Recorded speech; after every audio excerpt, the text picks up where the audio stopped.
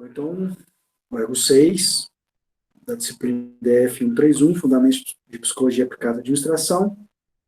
Eu sou o professor Alexandre Santos.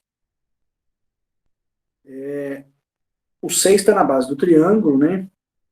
Então, ele é um fundamento de todo o Eneagrama, que é a questão do medo, da insegurança. Que é o que a gente viu, um pouco da falta de confiança em si mesmo, né?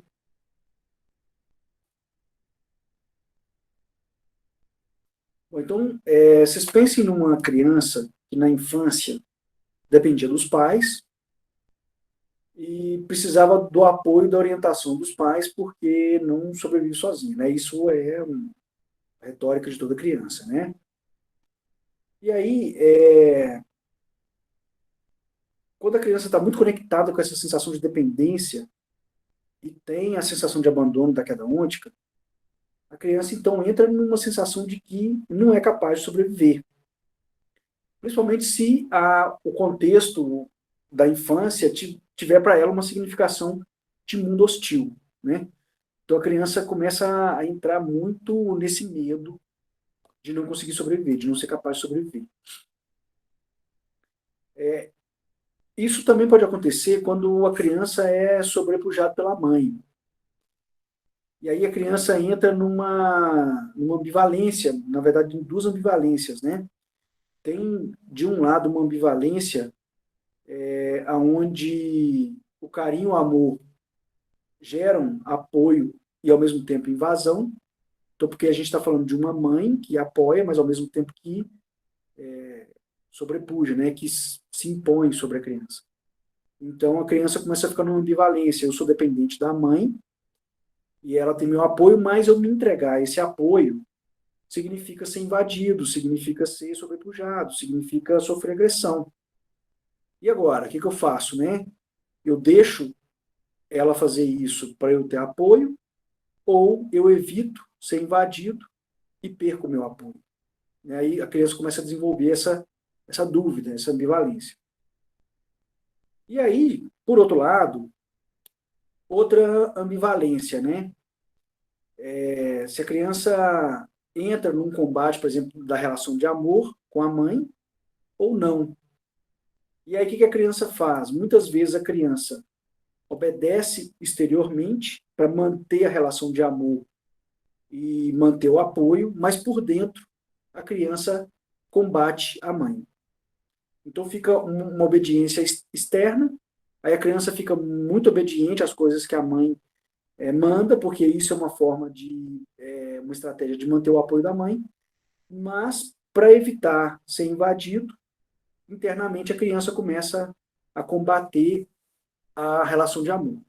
Então a criança, o ego 6, ela começa na infância a viver uma relação muito ambígua, muito ambivalente na relação de amor.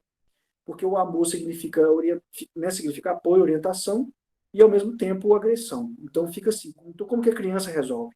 A criança muitas vezes fica obediente por fora e combativa por dentro. Então essa obediência externa começa a ser um fator de sobrevivência e ao mesmo tempo ela cria uma resistência de proteção, que é esse combate interno. Então é uma criança que acaba percebendo que o excesso de proteção é um sinal do mundo hostil e perigoso para a sobrevivência, né? Então, a forma como ela é amada acaba produzindo a sensação de mundo hostil e perigoso para a sobrevivência. Então, a criança começa a perceber que o amor, ele é hostil e ele é perigoso. Muitas vezes são crianças que são alvos de desconfiança dos pais, né? Que os pais criticam muito a criança e duvidam muito da criança, né? Os pais estão sempre questionando as coisas que a criança está fazendo, né? Então isso é uma forma de crítica muito grande à criança, né? De invalidação. Então essa invalidação leva a criança a duvidar das próprias percepções. Vocês estão me escutando, pessoal? Sim. Então, essa invalidação leva a criança a duvidar das próprias percepções, né? E a criança, então, começa a duvidar se é capaz de sobreviver e se é capaz de saber se o que está acontecendo é verdade ou não. Então, vocês podem perceber que as experiências vão trazendo várias dúvidas para a criança, né? A criança, ao longo da infância, vai desenvolvendo um padrão de duvidar de tudo. Então, vai desenvolvendo um padrão de dúvida muito forte. Ou também são comuns situações na infância onde os pais fizeram os filhos se sentir culpados. A invalidação acaba produzindo culpa, né? Ou então, ao invés de invalidação, é uma culpa mais explícita mesmo, né? De realmente culpar os filhos. Ou apontamento de mágoas, né? E aí, de um modo geral, os pais são sempre autoridades, né? E o padrão de infância dos 6 é uma autoridade que não aceita as inclinações e os interesses da criança. Então, a criança lidando com essa autoridade que rejeita, que não aceita, né? Vai, vai provocando na criança essa dúvida. A criança vai entrando, então, em dúvida do que está acontecendo, em dúvida de si, e a criança, então, vai vivendo esse contexto de muita dúvida. E vai tendo essa percepção ambivalente sobre os pais, né? Bom versus ruim, amor versus ódio, apoio versus punição. Então, esse é o contexto da infância do ego 6. E aí, o ego 6, na infância, vai desenvolvendo um medo muito grande da punição. Acabam sendo muito punidos, né? De alguma maneira, e acaba desenvolvendo esse medo da punição, e vai desenvolvendo também um conceito de que monstros devem ser punidos. E aí, se eu sou muito punido, logo eu sou algum tipo de monstro. Então, o 6 vai desenvolvendo na infância essa sensação de que ele é um monstro. Né? O apontamento de mágoas, a culpa, a invalidação, a autoridade que não aceita a criança, né? Isso tudo vai desenvolvendo na criança uma sensação de que ele é um monstro e que então ele deve ser punido, porque monstro deve ser punido. Né? Então a criança vai desenvolvendo esse medo da punição. Vai crescendo sempre pensando que tudo ao redor vai resultar em punição. Então o ego 6 é uma criança, um adulto com a percepção infantil de que vai ser punido o tempo inteiro. Então, há muitas situações de medo na infância, seja por essa relação com a autoridade, da invalidação, da não aceitação, da punição, ou até mesmo por viver em ambientes perigosos mesmo, perigo físico, né? E a criança vai viver situações de medo, e aí a criança vai paralisando diante da situação de medo, né? Porque é uma criança indefesa, dependente, diante de uma situação de perigo físico, ela paralisa, ela não tem o que fazer, né? E aí, como a gente vai levando para a vida adulta as lembranças da infância, a criança vai levando essa paralisação para a vida adulta. E aí a criança vai desenvolvendo, então, uma sensação de que é necessário lutar para poder sobreviver. E sem luta não vai conseguir sobreviver. Aí a criança, nesse meio tempo, ela desenvolve uma ambivalência. É uma criança que vai crescendo ambivalente, né? A criança, e aí depois vai ser um adulto ambivalente, vai estar sempre em dúvida. E aí, para resolver a ambivalência, para resolver a dúvida, o ego 6 geralmente se agarra nas convicções, nas certezas, e começa a ficar rígido nas certezas, né? Desenvolve várias certezas sobre várias coisas como uma estratégia de segurança contra a dúvida. Então, o 6 desenvolve muitas convicções, são pessoas muito convictas e são rígidas nas convicções. Só que, ao mesmo tempo que elas são rígidas nas convicções, como o lema da vida de um 6 é ambivalência, o 6 desenvolve a convicção, mas como ele é ambivalente, ele, ao mesmo tempo, desenvolve o medo de ser convicto, de estar errado. E do que a convicção, e o medo de que a convicção possa provocar punição. Então, você vê que o 6 começa a desenvolver essas coisas, né? E aí, tomar decisão começa, então, a ser um critério de muito estresse para o 6, porque ele tem muita dúvida sobre o que vai acontecer, não consegue tomar decisão, porque é sempre ambivalente, né? Então, decidir gera muito estresse, ele não sabe o que fazer.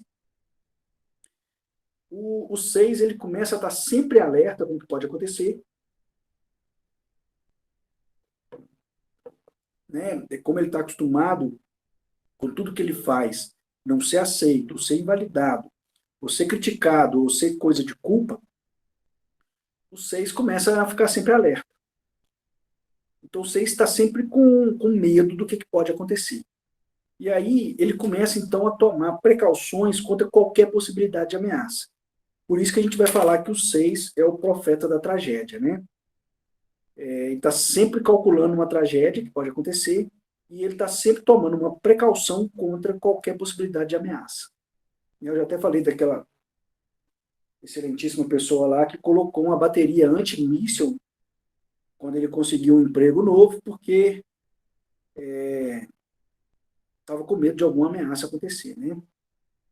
Então, é uma criança que sempre foi muito cautelosa, mais reservada e mais distante, e cautela, reserva e distanciamento são mecanismos de proteção, né, com medo de acontecer alguma coisa.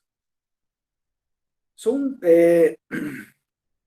aí vocês param para pensar uma criança onde a autoridade, que é a grande referência deles, né, que são os pais, está sempre questionando eles, culpando, não aceitando, né? Eles não têm, é como se eles não percebessem a lealdade dos pais. Então, são pessoas que estão sempre questionando a lealdade dos outros, porque se eles não têm a lealdade dos pais, na cabeça deles, né, quem mais vai ser leal, né? Então, o 6 tem uma coisa muito forte de pedir provas de lealdade, né? O 6 está sempre questionando, está sempre em dúvida da lealdade do outro, está sempre em dúvida de tudo, né? Ou está sempre em dúvida da lealdade do outro. Tem muita dificuldade de relaxar, porque está sempre alerta, né? Não pode baixar a guarda. É porque tem um medo de que, se baixar a guarda, vai acontecer alguma coisa ruim. E uma sensação de humilhação e vergonha, por causa da relação com a autoridade, né? Então, acha que qualquer tipo de relação vai acabar gerando humilhação e vergonha. Em um ambiente no qual o valor mais presente e importante é a proteção, a criança de perigo no mundo externo, a ideia de perigo no mundo externo, a sensação de ameaça e necessidade de precaução transmitem a uma criança que vive neste entorno a percepção de que o amor é sinônimo da busca de proteção. Sentir-se agasalhado, vigiado, superprotegido é sentir-se amado. Quando essa criança cresce, quer repetir a situação infantil buscando relações nas quais se sinta protegido ou, ao contrário, relações nas quais possa sentir-se protetor. Somente nessas circunstâncias sente que existe amor, quando qualquer outra coisa não é reconhecida como amor. Bom, então, o que é o mecanismo de defesa do ego 6, né? Voltando sempre naquele princípio da rejeição, o 6 identifica a rejeição pela autoridade, acha que é rejeitado pela autoridade, que são os pais, né? Então, o 6 vai desenvolver um processo muito conflituoso com a autoridade. O 6 não aceita a autoridade, não gosta de autoridade. E aí, nessa relação com a autoridade, o 6 acessa duas coisas fundamentais, que é uma questão da monstruosidade humana e da culpa. Então, o 6 se culpa muito e acaba culpando muito o outro, e, ao mesmo tempo, acessa uma questão da monstruosidade humana. Em si, né, ele se sente um monstro e, ao mesmo tempo, ele vai procurar esse monstro nas outras pessoas. Então, a tônica da vida do 6 é essa identificação com a monstruosidade humana e com a culpa. E aí ele se identifica com a monstruosidade humana, então ele está o tempo inteiro procurando um monstro, tentando perceber o monstro dentro dele e a culpa das coisas que ele fez, e ao mesmo tempo ele está o tempo inteiro procurando a monstruosidade no outro e a culpa nas coisas que o outro fez. Então ele se identifica com essa monstruosidade e ao mesmo tempo ele procura a monstruosidade no outro. Ele se identifica com a culpa e ele procura a culpa no outro. Então está sempre apontando a culpa no outro, acusando o outro, acusando a monstruosidade do outro e acusando a si mesmo. Então ele está sempre em busca do inimigo, do adversário. Essa é a base do medo. O medo, então, é o medo do adversário, do inimigo. O que o inimigo, o adversário, pode fazer. E aí ele é seu próprio inimigo, seu próprio adversário, e o outro também, principalmente, né, porque é mais fácil externalizar, botar para fora, né? Então o outro também é considerado como inimigo e o adversário. E aí, em virtude disso, o 6 ele desenvolve duas maneiras de se colocar no mundo.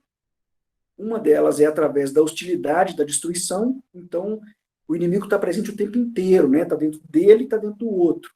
Então, ele está sempre numa relação de hostilidade e destruição do inimigo. Ele está sempre se protegendo, sempre indo para a guerra, sempre se defendendo, antes mesmo do inimigo fazer qualquer coisa. Ele já tem certeza que o inimigo está lá, então ele já atira antes do inimigo atirar, porque já é inimigo mesmo, tem que combater, né? E a outra estratégia é apaziguar o inimigo se igualando a ele, fazendo parte do bando do inimigo. Então, é a ambiguidade, né? Brigando, sendo igual. Brigando, sendo igual. Então, se ele ficar igual ao inimigo, é uma maneira que tem de apaziguar o inimigo, né? Tipo assim, olha aqui, eu sou igual a você, então vamos ficar quietinho aqui, vamos ficar... nós somos amigos, né? Você não precisa me agredir, não. Ou vai para uma questão da destruição, da hostilidade, e Vânia, beleza, obrigado. E vai combater, e vai para o combate, né? Então ele tem essa identificação com o agressor, autoacusação. Porque quando ele está se autoacusando, né, vendo a culpa que ele tem, ele evita agir e evita os problemas com a autoridade, né? Então, se ele não agir, ele evita problema, né? E se ele se identificar com o agressor, ele também evita, porque ele está igual, então ele se iguala, e aí ele não vai fazer nenhuma besteira, porque o agressor não vai combater ele mesmo, né? Só que, ao mesmo tempo, essa autoacusação e essa identificação com o agressor gera culpa, porque ele se identifica com a autoridade que ele criticou tanto, e aí então ele acaba se sentindo culpado, porque ele faz as mesmas coisas que a autoridade que ele acusou tanto faz. E essa autoacusação também gera culpa, né? A gente se flagela, né? A gente se acusa e aí se culpa com isso. E aí, então, ele pega e desenvolve esse medo interno e produz esse medo interno. E aí, o que os 6 fazem, então? Né? Esse medo tá interno. Para não ter que lidar com esse medo, a gente cria um mecanismo de externalização, né? Que é o mecanismo de distração, de colocar para fora. E o que é que o 6 faz? Desenvolve a paranoia. E aí, para esconder a culpa, ele externaliza o medo. A paranoia, então, é o medo externalizado. Transfere o medo do interno para o externo e fala, então, que a fonte originária do medo não é ele mesmo, mas é o que está fora. E aí a autoacusação vira acusação. O medo que é interno vira paranoia que é externo. E aí vai, então, desenvolver um mecanismo de estar sempre acusando o outro. A culpa, então, ele tira a culpa de dentro dele, colocando a culpa no externo. Ele tira a monstruosidade dentro dele, né, em termos de distração, né, de mecanismo de distração, colocando fora, acusando o outro, falando que é o outro, então, que vai fazer assim, que vai fazer assado. E aí, então, o 6 desenvolve um rancor punitivo contra a possibilidade de ser agredido. Então, antes de ser agredido, ele já pune o outro. Então, ele acaba sendo rancoroso. É um rancor punitivo. Bom, estruturas dos traços, então, né? Medo, covardia e ansiedade. O 6 tem uma sensação de incapacidade de enfrentar situações. Ele não confia no poder pessoal e ele se vê como um monstro, claro, então que ele não vai confiar no poder pessoal. Ele desconfia de suas habilidades, né? É uma dúvida consequente da invalidação, então ele não confia em si, ele não acredita que as suas habilidades são suficientes para resolver as coisas. E aí ele desenvolve, então, um medo interno muito grande. Só que ele não acessa esse medo e ele coloca esse medo para fora, né? De que maneira? Então, ele desenvolve uma ansiedade muito grande de que o ambiente o tempo inteiro tem alguma ameaça ou perigo, né? Que é a paranoia, né? Projetando para fora, então, essa covardia interna, esse medo interno, né? Então, ele está sempre mapeando ao redor o que é o perigo que pode acontecer, aonde que está a ameaça, tá sempre falando, então, que o outro pode fazer alguma coisa contra ele. Aí ele desenvolve, então, um medo paranoico em relação às coisas que podem acontecer no futuro. Desenvolve um grande medo, então, do acontecimento das coisas. Está sempre projetando, sempre fazendo um cálculo lógico, aí, lembrando que passa pela lógica.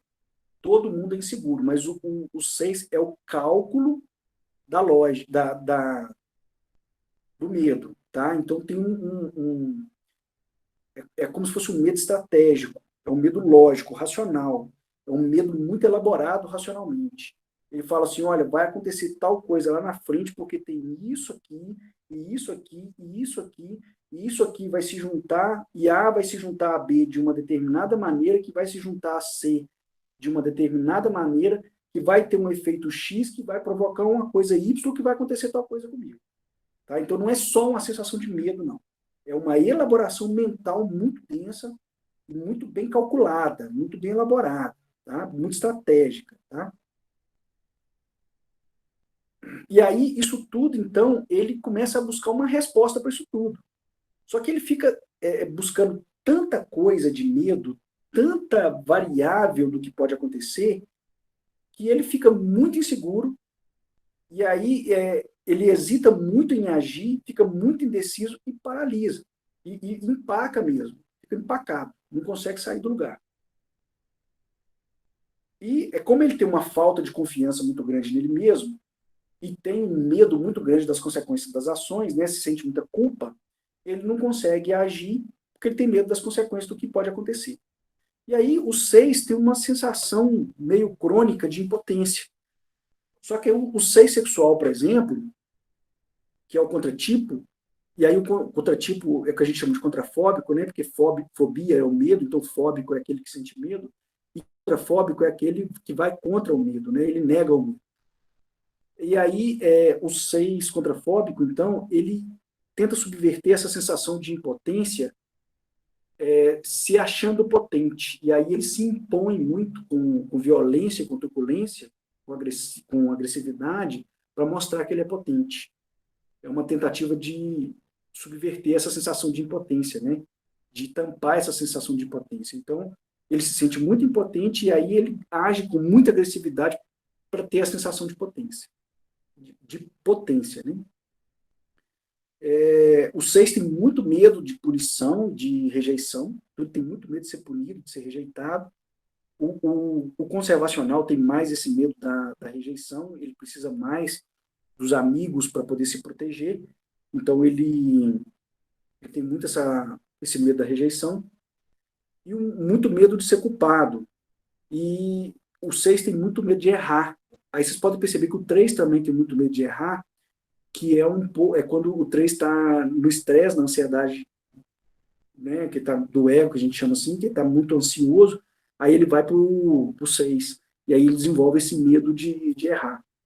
Porque ele acha que se errar, vai ser culpado, e a culpa é o simbólico da rejeição, né? A culpa é que leva à rejeição, né? Porque os pais culpam e se afastam, né? Se distancia. Então, o 6 acha que a culpa produz rejeição. E o erro produz culpa. Então é sempre isso, sabe? A cabeça do 6. É tipo assim, se eu errar aqui, vai acontecer tal coisa, fulano vai me culpar e eu vou ser abandonado. Então é sempre esse emaranhado assim, mais denso. Hiperintencionalidade excessivamente alerta. Então, o 6 está sempre alerta com as coisas. Ele tem sempre uma hiperintencionalidade. Né? Ele está sempre em busca de compreender quais são as intenções das pessoas. Né? Então, qual que é a intenção que as pessoas estão tendo? Então, ele está sempre alerta à intenção das pessoas. Por quê? ele tem uma hipervigilância. Uma hipervigilância se tem alguém tramando alguma coisa contra ele, ou se tem alguma coisa no ambiente que pode acontecer um acidente e ir contra ele, né? Mas ele tem mais uma preocupação com as pessoas, pode estar uma hipervigilância, principalmente em relação às pessoas, mas também tem essa hipervigilância em relação ao ambiente no caso de um acidente. Então, uma desconfiança muito grande de tudo e das pessoas, e disposição de cautela que gera essa hipervigilância. Então, essa hipervigilância também é uma maneira de sobreaviso, né? E está sempre, então, à procura de significados ocultos, pistas, coisas escondidas, né? Se pode provocar um acidente, mas principalmente se tem alguma pessoa tramando alguma coisa contra ele, né? E é uma interpretação da realidade, então, motivada por uma estimulação crônica e paranoica do perigo eminente. Então, o ser está sempre procurando, na realidade, no ambiente, aonde está o perigo, onde pode acontecer alguma coisa que vai agredir ele, né? Ele tem, então, uma rígida e tensa direcionabilidade, porque ele está sempre verificando, né, está sempre procurando esse perigo eminente e acaba produzindo a sensação, a realidade de que tem um perigo, e aí ele reage de uma maneira muito rígida, muito dura, muito tensa. Então, a realidade para ele é muito rígida e tensa porque ela é direcionada para o perigo. Então, ele está vivendo perigo o tempo inteiro. E aí ele fica belicoso, né? Porque aí ele desenvolve a guerra como estratégia de defesa contra o mundo. Se o mundo é um lugar muito perigoso, ele está sempre em guerra com o mundo, com as pessoas ao redor e com o ambiente, para se defender daquele perigo. O 6 tem uma versão de ser corrigido chamada atenção, detesta ser corrigido chamada atenção, e a ansiedade que ele tem desse perigo acaba fazendo ele precipitar o mundo, acaba fazendo as coisas acontecerem, o perigo acontecer de fato. Ele acaba provocando o perigo, né? Para justificar que o perigo existe. Então, tem uma dificuldade muito grande em relaxar, e essa hiperintencionalidade e essa hipervigilância, está sempre alerta, coloca ele no mapeamento do ambiente, do que está acontecendo. Só que, por exemplo, o 3 ele tem um mapeamento do ambiente mais aberto. Então, ele mapeia o que as pessoas vão valorizar e coloca no corpo para valorizar. O 7 ainda é mais aberto que o 3, que o 7 entende o ambiente, entende o que a pessoa quer e usa a lábia, põe na lábia para convencer a pessoa. O 6 mapeia o ambiente, mas aí ele mapeia o perigo, ele transforma o ambiente ele pega no ambiente aquilo que pode ser usado para produzir o perigo. E aí ele vai produzindo um mundo de perigo. E aí, uma das formas de produzir esse ambiente é a acusação de si dos outros, né? Então, ele está sempre acusando a si e sempre acusando os outros. Acusar os outros é uma maneira de produzir um ambiente perigoso. Então, o ser geralmente é um inquisidor acusatório de si e do outro. Tem sempre uma projeção do perigo, né? Então, e é a projeção do perigo e criação de inimigos. Então, ele projeta inimigos e cria inimigos. Ainda que não exista, né? Mas ele tem essa necessidade da produção do mundo, de enxergar o mundo perigoso, porque quando ele compreende o perigo, ele se antecipa e ele se protege. Então ele precisa produzir e criar os inimigos. Mas são tudo projeções, né? Fantasias. E aí uma coisa que auxilia nisso, né, é sempre a culpa, porque a culpa mostra onde está errado e aí abre a possibilidade de consertar antes de acontecer, né? E projetar a culpa gera alívio por causa disso, né? Porque apazigua, né? Minimiza, pelo menos abre a possibilidade de criar situações de minimizar o medo e a ansiedade. E tem um conceito assim de vida que a vida deve ser abordada com cautela e com poucas expectativas, né? A dúvida e a ambivalência, então está sempre em dúvida, aquela autoinvalidação, né, e a invalidação externa da autoridade gera dúvida. Então, ele duvida de si, duvida se está em dúvida, duvida da dúvida. O 6 dúvida é muito ambivalente, assim, tem muita dúvida, tem muita incerteza das coisas, tem muito medo de agir, tem muito medo de tomar uma decisão. Aí ele suspeita dos outros, mas tem medo de ser uma suspeita errada, então ele duvida da própria dúvida, ele suspeita da própria suspeita, de tamanho que é a suspeita dele, né? tem sempre uma incerteza crônica do curso de ação, nunca sabe o que fazer, está sempre em dúvida do que fazer, e aí, por causa disso, eles tentam produzir um mundo de convicção, de segurança e de fidelidade. Só que, ao mesmo tempo, eles estão sempre em dúvida da convicção que eles têm, eles estão sempre em dúvida da segurança que eles produziram, e eles estão sempre em dúvida da fidelidade do outro.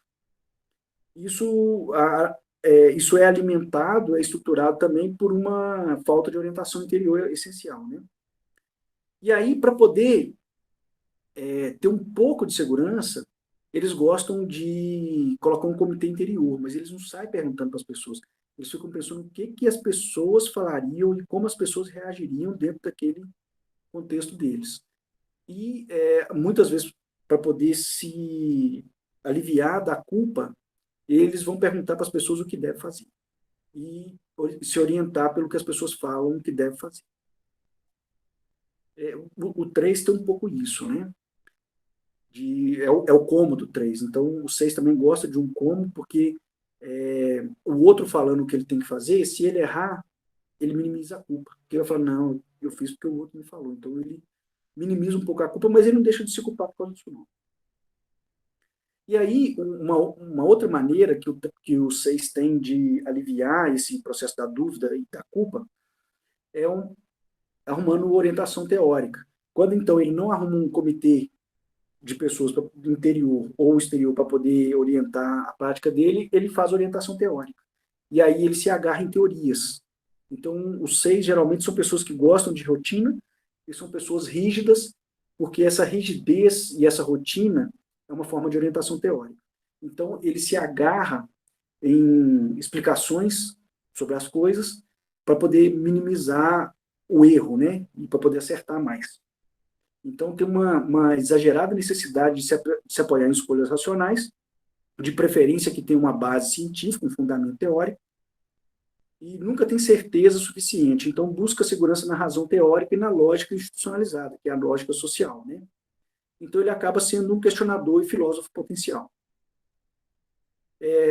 O 6 acaba, nessa orientação teórica, acaba desenvolvendo uma coisa assim, que resolver problemas é prova simbólica de capacidade de ação. E aí, se envolver em problemas e resolver problemas acaba fornecendo segurança, acaba sendo um mecanismo de segurança. E aí, como ele é muito ansioso, né, tem um medo tem dúvida e medo das coisas que vão acontecer, o 6 acaba tendo uma necessidade de justificar tudo. Então, ele justifica muitas coisas. Ele acaba explicando as coisas, só que não é uma explicação igual o cético, que é uma explicação mais convincente. O 6, ele acaba ficando, como ele é confuso, ele acaba ficando confuso na explicação. Ele acaba ficando prolixo. Ele fala, fala, fala, mas ele tem uma sensação de que as pessoas não estão entendendo o que ele está falando, e aí ele vai explicando de uma outra maneira. Então, ele vai se perdendo nas explicações. E aí as explicações ficam muito longas e confusas, sem conteúdo, sem uma explicação clara. Mas ele tem essa necessidade. Então, eles vão dando muitas voltas assim para explicar uma coisa e vai ficando muito confuso. E quanto mais eles vão explicando, menos a gente vai entendendo. E aí, quanto mais isso acontece, mais ele vai ficando inseguro. E aí, quanto mais inseguro, mais ele vai ter necessidade de explicar. E quanto mais necessidade de explicar, mais ele vai se perdendo. E aí vai ficando nessa confusão. E vai aumentando a dúvida, vai aumentando a incerteza e vai aumentando a confusão do entendimento. O 6 é muito confuso no entendimento, muita dificuldade de entender as coisas porque é inseguro. Aí acaba nunca batendo o martelo no entendimento porque está sempre em dúvida daquilo, né?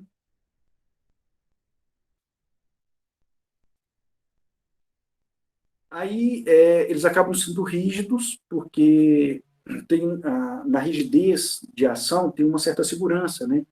A rotina tem uma certa segurança, acaba sendo uma zona de conforto, porque a rotina acaba sendo um conjunto de comportamentos onde se tem um certo grau de acerto das coisas, né?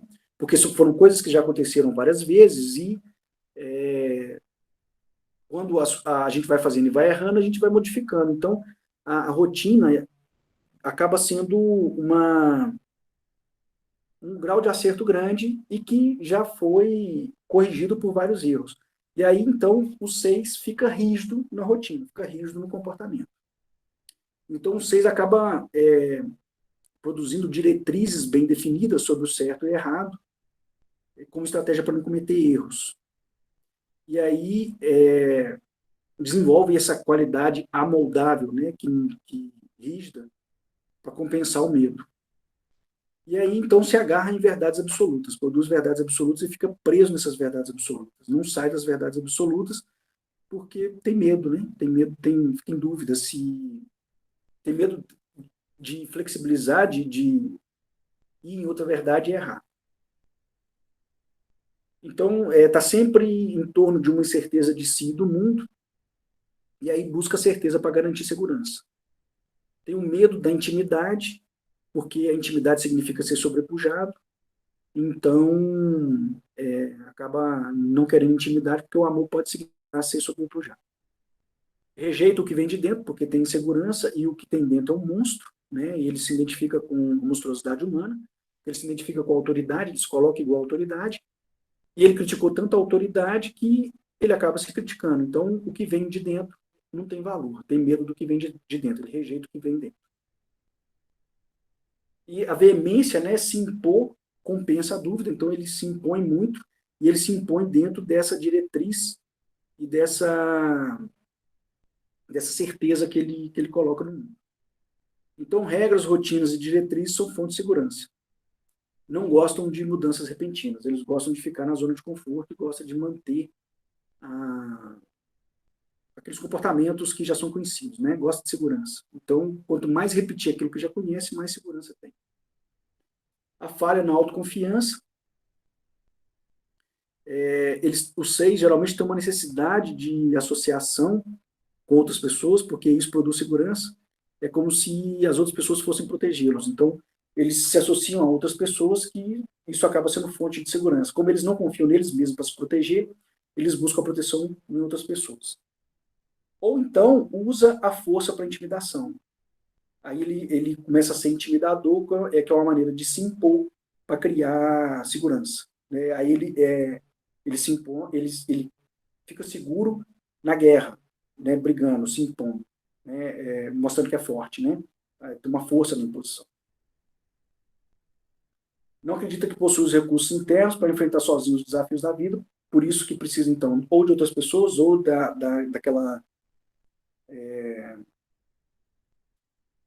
daquele ancoramento teórico, né? Ele recorre, então, às estruturas, a aliados, a convicções e a arrimos externos, para poder ter a segurança interna, para poder compensar essa autoconfiança. Então, estão sempre buscando orientação externa por não confiar em si mesmo. Eles acham que vai errar e vão ser culpados pelo mal que cometeu. Né? Se identifica com a monstruosidade, com o monstro mal. Então, se eles se agirem por essa orientação interna, vai ser o monstro mal agindo e vão fazer mal. Né? Então, tem essa evitação desse impulso interno. Então, gostam de redes de confiança para compensar a instabilidade e o medo. Então, gostam da rede de amigos, né, que são redes de segurança.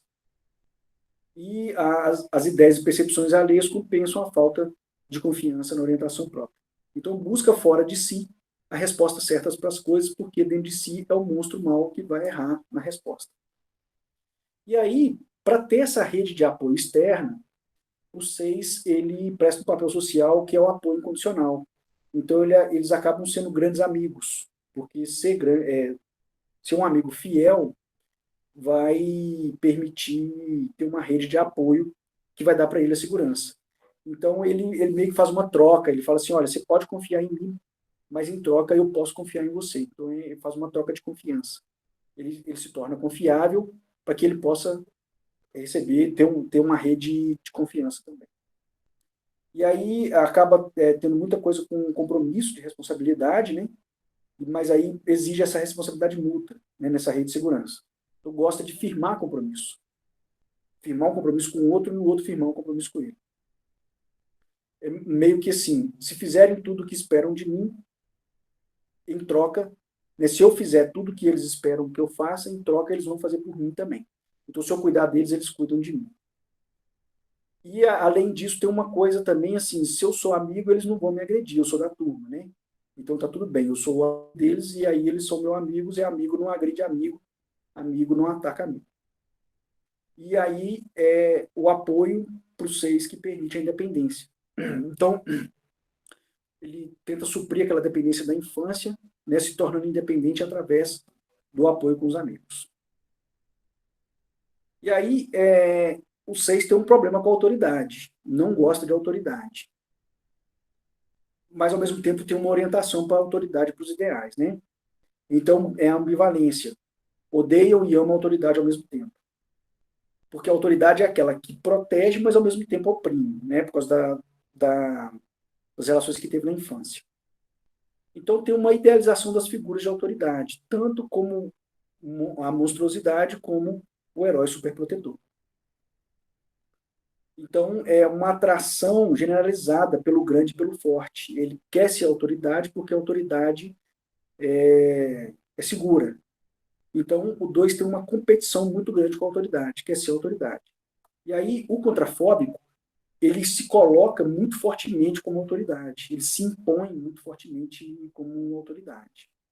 Então, o 6, de um modo geral, é essa pessoa muito confusa, muito, muito insegura, e que fica buscando bases de apoio.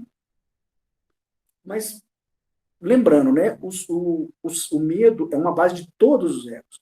Então, de alguma maneira, todos os egos manifestam isso. Tá? Só que aí tem que ver, então, qual que são as motivações dos 6, que é essa motivação de uma compensação da monstruosidade interna. Então, o 6, ele se identifica com esse monstro interno, né, pelos dois motivos, né, por se colocar igual à autoridade e pelo tanto que ele foi criticado. E aí a principal motivação dele, então, é ter uma segurança apesar desse monstro que se é, né? E aí essa sensação de monstro causa várias consequências, né? Uma consequência de não saber como agir, não saber o que fazer, porque como é um monstro só vai fazer merda, só vai fazer coisa mal. Ao mesmo tempo, pelo tanto de crítica que escutou, ficou com a autoestima muito baixa, então isso também realimenta a existência do monstro. Então, o 6 desenvolve todo esse comportamento de precisar de um apoio, porque tem essa grande base de falta de reconhecimento da própria capacidade de ação. Bom, o 6 sexual, então, né, o medo é fobia, né, e quem tem medo é fóbico. O 6 sexual é contratipo, então ele é contrafóbico, né, contra o medo. Ele nega o medo. E aí, o que ele faz? Ele nega o medo vivendo situações de medo.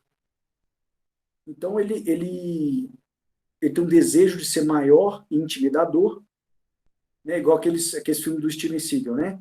Que ele vai lá sem arma nem nada e bate em 30, 40 camaradas, tudo armado, né? Então, esse é o desejo, é o grande desejo do 6 contrafóbico. É ser essa grande potência que ele é seguro, né? Não precisa de ninguém, está sempre sozinho, e ele tem essa grande potência de bater em 30, 40 camaradas armados, né? E eles desarmados. Então ele tem essa grande potência de destruir o inimigo. Esse é o grande medo, esse é o grande desejo do 6 contra 4. E tem um conceito de que o amor é igual a obediência. Então, cobra muita obediência do outro como prova de amor. Então, o outro tem que obedecer o que ele quer, aos conceitos dele, aos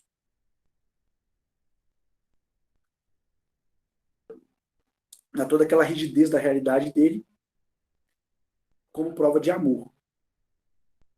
Ele é o mais paranoico de todos, né? É o que vai colocar a bateria anti-míssil mesmo.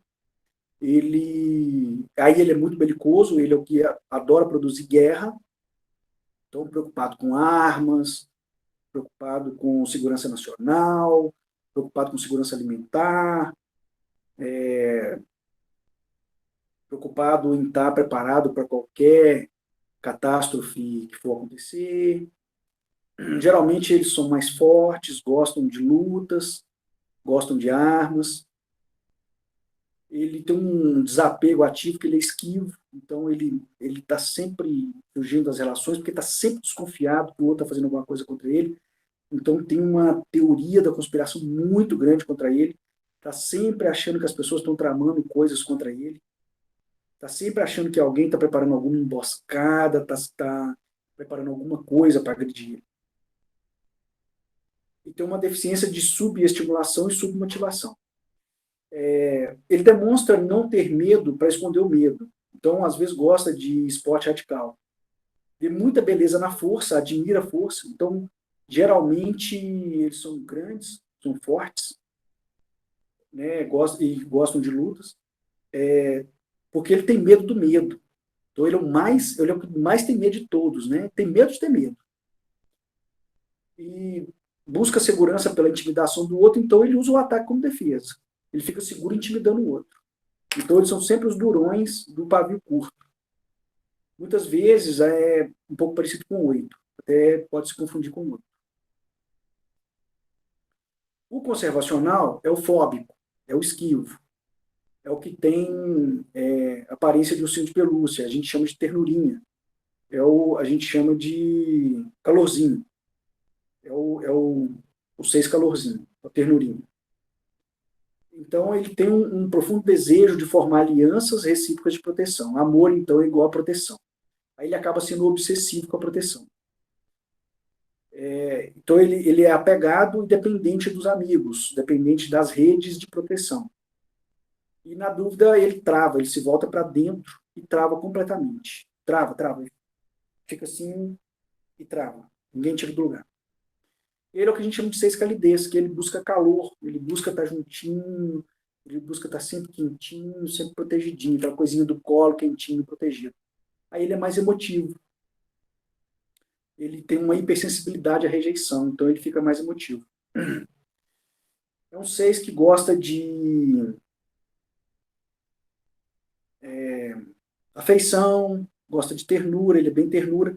A mulher parece um 2 conservacional, que ela é mais doce, ela é mais carinhosa, gosta de parceria, então é mais dependente. A turma é o fator de segurança. Então tem sempre necessidade de ser alguém por perto. E para manter as pessoas por perto, eles são mais simpáticos, eles são mais sedutores. Eles têm clareza do medo, eles acessam o medo. Então eles falam com clareza do medo, eles falam que estão com medo. O contrafóbico nega o medo. Agora o conservacional não. O conservacional ele tem clareza e ele fala do medo. Aí ele briga se tiver sob a ameaça da autoridade. Aí ele briga. Ele é o mais confuso dos 6, ele é o que mais tem dificuldade de explicar o que está pensando.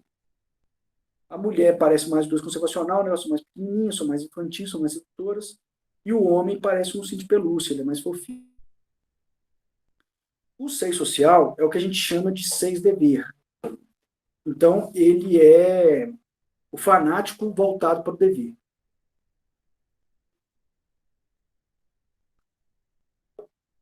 Ele é o cumpridor de lei.